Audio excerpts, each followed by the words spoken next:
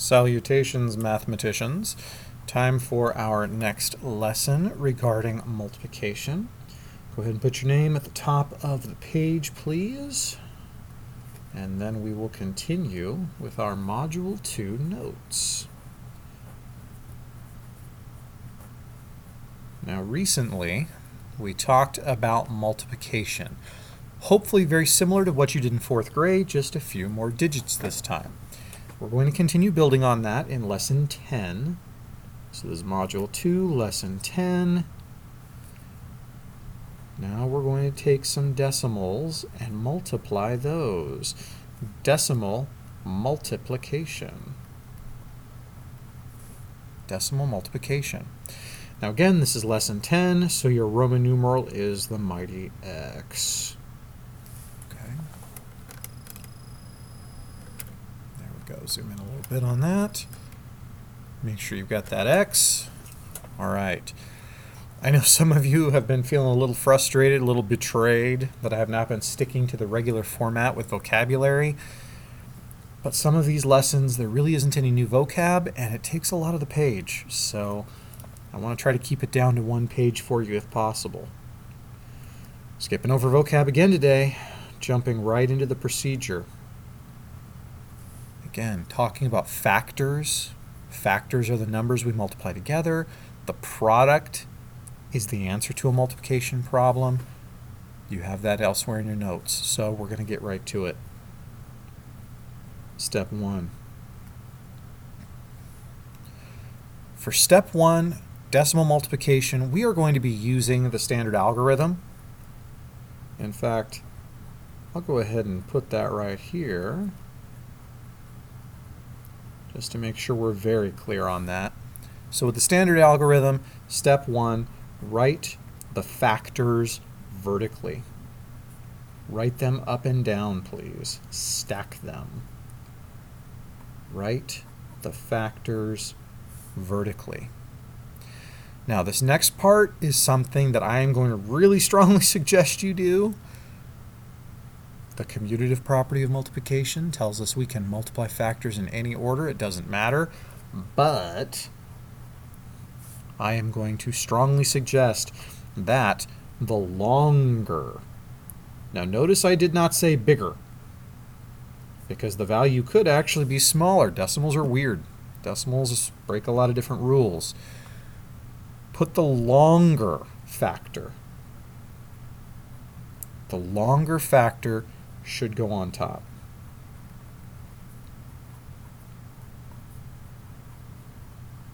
Now again, if you put the longer factor on the bottom, it will still work, but there's more opportunity for error. Okay. For the example I'm going to give you, let's look at 3 6/10 times 2 14/100. Now, I'm going to put a little note underneath. Doesn't seem to go with this probably, but you'll notice 1 decimal place, 2 decimal places.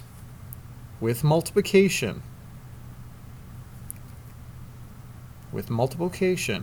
decimal points do not need to line up. Sometimes they will. Sometimes it will just work out that way. And it's fine if they do, but they don't have to.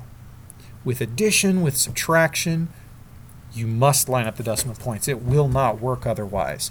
But for this, for multiplication, frequently they won't. Instead, you are going to focus on lining up the decimals on the right-hand side. So even though that looks totally wacky, decimals aren't lined up, the tenths is under the hundredths. For the standard algorithm, that's what you want. You are focused on lining up the digits on the right. And we will write that. Line up the digits on the right. Okay, so I put the longer factor on top. This has 3 digits. This one only has 2. I'm lining it up according to the right-hand side. I want an invisible line right here, or better yet, with graph paper, 4, 6. 1 above the 3. 2 above a whole lot of nothing. Okay. Now step 2, you're going to like step 2 because there's not much to write, and I am going to tell you for now, and this is super important because it's not forever, it's just for now, for a short time, ignore the decimal points. Again, with multiplication, we don't line up the decimal points for the standard algorithm. We're not even really going to think about them. So they're there, they are there, excuse me, but we're not going to spend much time thinking about them. Step 3. Okay. This should look very similar to what we did in lesson 2-8. You're going to circle the bottom right digit, circle the bottom right digit for your focus. Circle the bottom right digit for your focus. Circle it. Starting on the right. Starting on the right, multiply the focus, by 1 place at a time. Regroup and repeat as needed. Oops. Repeat. There we go. As needed. Okay. I'm going to go ahead and clean that up a little bit. Move my hand, since I'm guessing some of you will be pausing at this point. Circle the bottom right digit for your focus. Starting on the right, multiply the focus by 1 place at a time. Regroup and repeat as needed. Now, I'm going to slide this up. I'm going to copy the problem from above, 2 14/100ths, 3 6/10ths. We are going to multiply. I begin with this as my focus. Everything I'm doing is starting here. 6 times 4 is 24. Carry the 2. 6 times 1 is 6. 7, 8. And 6 times 2 is 12. Again, I like this so much better on graph paper, but for notes, I stick to the line paper. Okay, just like the other multiplication we've been doing, I am dropping a spacer 0 into the second row. I'm moving on from the 6, so I'm just lightly shading it in to let myself know I'm done with it. I'm going to lightly color over this to let me know I'm done with it. And then I move on to a new focus. 3 times 4 is 12. Carry the 1 straight up. See, the 2 scratched out, I don't want to deal with it. 3 times 1 is 3, plus 1 is 4. 3 times 2 is 6. Okay. So I should have my 2 rows. These are your partial products. Partial, it's just part of the product. We need to combine them, but we'll deal with that when step 4 comes. Partial products. Think about when we were using the area model.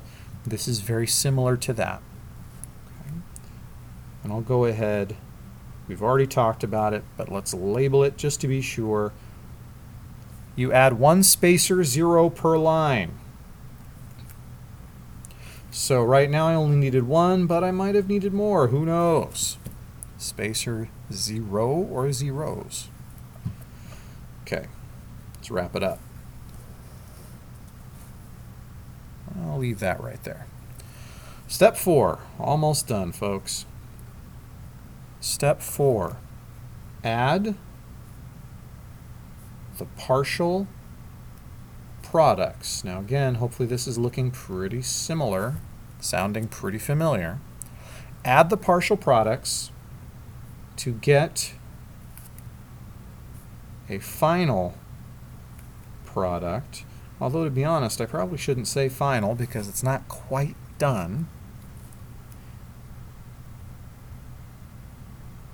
Because then, once you have added those numbers, then, and only then, put the decimal point back. Put the decimal point back. If you look up at the standard algorithm up here, if you look at the vertical work, no decimals down here.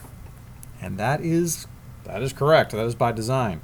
Now don't worry, I'm not going to make you copy everything, but I am going to ask you to write 1,284, 6,420. Hopefully you can see I'm just copying the partial products. Okay. Same partial products from up here. We've got our spacer 0. I like to put a box around it. I think some of you did that in 4th grade. Let's continue. 4 plus 0 is 4. 8 plus 2 is 10. Carry that 1. 2 and 4 would be 6. Plus 1 is 7. 1 plus 6 is also 7. Okay. Now, all of that, just like what we've been doing. This last part is the one big change from regular multiplication to decimal multiplication. To place the decimal point. And I know some of you are probably pretty done writing right now, so thank you for being troopers. We're almost there. To place the decimal point, count the number, and I'll show you what I mean in a moment. Count the number of digits to the right of a decimal to place the decimal point. Count the number of digits to the right of a decimal point in the original factors. In the original factors. Good gosh, what does that mean? Well, my original factors were 3 and 6/10 times 2 and 14/100. Well, I have 1 digit to the right of a decimal, 2 digits, 3 digits. Whew, right off the edge of the page almost. So 1, 2, 3 digits to the right of a decimal. That means my final answer is going to be 7704. Then I go to my invisible decimal point right here and I jump this many spaces to the left. 1, 2, 3. Now, we usually want to rewrite this so it doesn't have the little arrows, but we're out of paper, and you guys have been doing a lot of rewriting, so I'm just going to put a little note here. Please remember to rewrite. Please remember to rewrite. I can check this and see that it's correct. If I round this up to 7, excuse me, 7. My goodness, Mr. Landre, what are we doing? 3, look next door. This would round up to 4. Sorry, folks. Round this up to 4. I think I was looking ahead a little bit. Round this to 4. Round this down to 2. 4 times 2 would be 8. And this is pretty close to 8. 7 and 704 thousandths. All right. Hopefully that makes sense. I will end this video as I always do by reminding you that if it does not, please come to class prepared with questions. We will be spending some time going over this. We are going to spend a lot of time practicing decimal multiplication before your next test. So, once again, if you have questions, please let me know. Feel free to watch the video, back it up, anything you need to do. Otherwise, I will see you in class.